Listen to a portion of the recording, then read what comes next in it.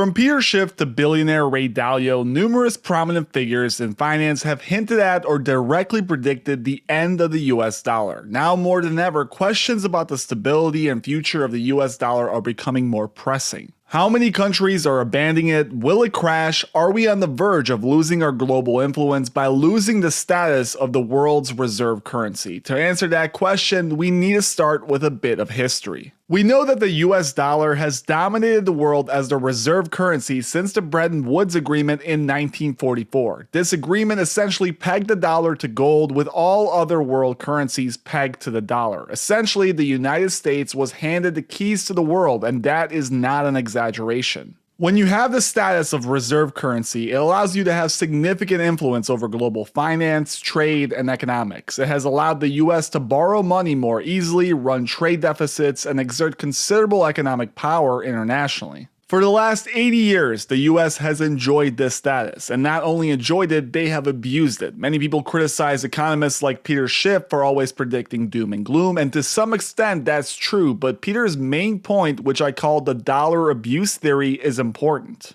Throughout history, every empire that holds the reserve currency starts off using it responsibly. However, over time, power often leads to corruption and the currency gets abused. The US is no different. Whether it takes 1 year, 10 years, 100 years, or even 1,000 years, empires tend to fail when they misuse their currency. This might sound vague, so let me explain it further. One of the main ways we have done this is something called QE. Think of QE as a drug that simply makes the symptoms go away temporarily, something akin to alcohol. What we've done over the past 20 years is that we've essentially outlawed recessions by masking them with this alcohol. Anytime there is economic trouble, what we did is quantitative easing. The phrase is complex, but what it really means is printing money to buy government bonds and other securities. This increases the money supply, leading to inflation and devaluing the dollar over time. We can see the extent of the Federal Reserve's asset purchases by examining the total assets graph published by the St. Louis Fed. Even though this graph is titled Total Assets, don't be misled by the name.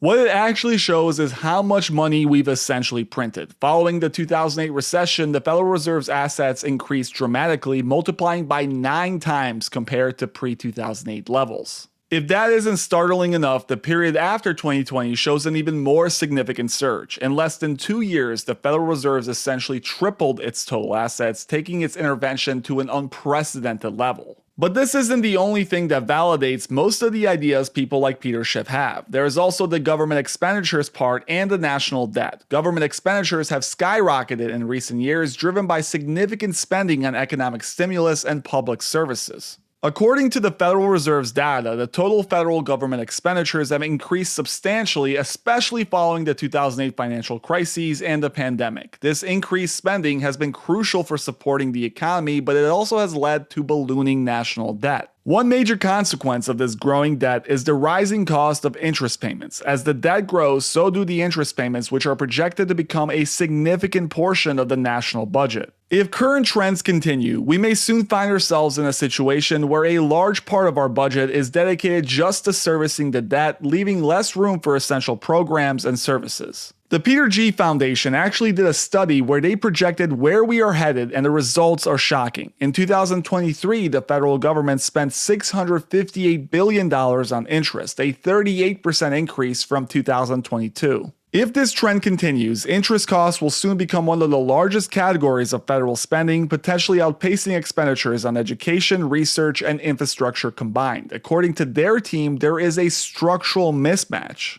Previously, deficits and debt increases were linked to temporary events like wars and economic crises. Now, persistent deficits are due to a fundamental imbalance between federal spending and revenues. Simply put, the government spends more than it brings in. The Congressional Budget Office projects that this gap will widen, with federal spending expected to rise significantly as a percentage of GDP by 2054, while revenue growth will be much slower. Many people ignore this issue, but it's a massive ticking time bomb that really comes down to 2 choices. We either cut back on spending, which would require politicians and leaders to make tough choices, cutting programs, increasing taxes, and essentially bringing things down. For an elected leader who is in a 4 or 8 year term, this strategy doesn't align well with career objectives. Imagine your congressperson coming out publicly and saying that we need to increase your taxes, cut Social Security, decrease our defense budget, and raise rates. That would be political suicide, but at the same time, it would be the long-term cure. Instead, what we're actually going to get is more printing to pay off these debts, which will lead to more inflation and a larger gap between the have and have-nots.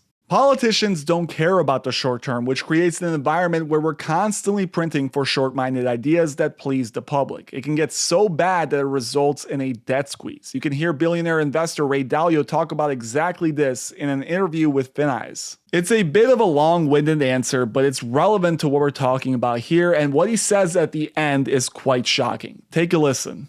And so what do you think will happen in the US with the debt problem? Is there going to be a turning point where there's going to have to be a reset, or do you have confidence that the politicians are going to figure out a way to get out of the situation, or where do we go from here? I think that we are going to encounter a debt squeeze, and the question is how long it's going to be before there is the selling of bonds by the owner. So let's say, and just for those who, when you say debt squeeze, what, if you could just explain what you mean by that?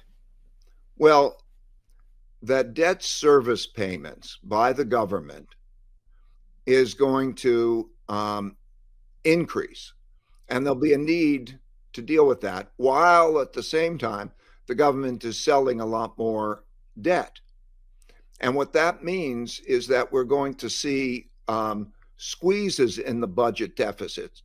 So they're going to either deal with issues like entitlements, very big political issue, entitlements, or they're going to encounter that kind of debt squeeze in the best case possible. Debt squeeze means, they can't increase the budget, and they have to decrease the budget. And when we're dealing with the geopolitical world that we're in, that means you can't increase the defense budget, you can't increase other forms of spending, climate, and so on.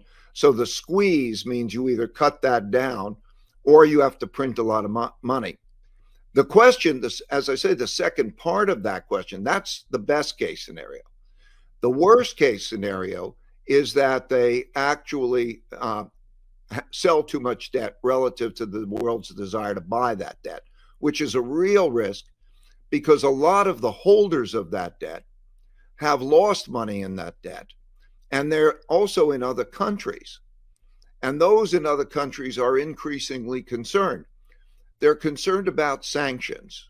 So a number of these countries could be sanctioned. Sanction means that their debt holdings are frozen in much the way that Russia's were frozen. You could see that concern in China. You can see it in other countries. So there's not only a fact that they are owning a lot of bonds that have cost them a lot of money, and then they have to buy a lot more at a fast pace, but there's also those geopolitical concerns. And then there's concerns in other countries, like there are concerns at home, about how things are going in the United States, how we are with each other, how we're managing the situation. The political aspect is important.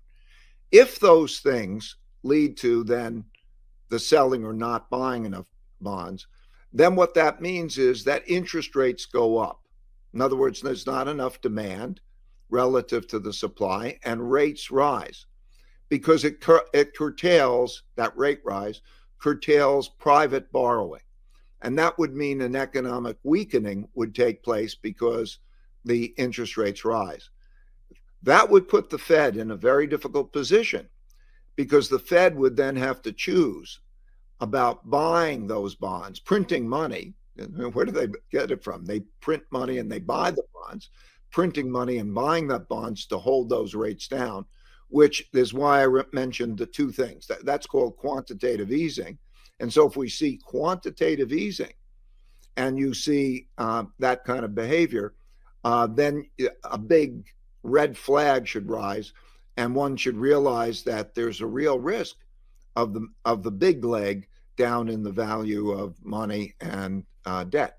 As you just heard from Dalio, the scenario he fears may sound complex, but it's quite simple. The government is spending more and more to service its debt, and without significant budget cuts, pressure from the bond market could trigger a massive economic crisis. When the US wants to raise money, it sells bonds, which are essentially IOUs. Countries often buy these bonds and receive interest in return. As the US becomes more unstable, bondholders may demand higher interest rates due to increased risk. Higher interest rates raise borrowing costs in the US, putting a strain on the economy. In response, the Federal Reserve might print money to buy these bonds, artificially lowering interest rates but causing inflation. This creates a debt spiral where severe inflation erodes the value of the US dollar, leading to an economic catastrophe. This is Dalio's worst fear, and given the current trends, it's a legitimate concern. Thank you guys for watching. As always, please make sure you hit that like and subscribe button if you enjoyed it, and let me know in the comments below if you think that a debt spiral is a possibility during our lifetimes here in the United States.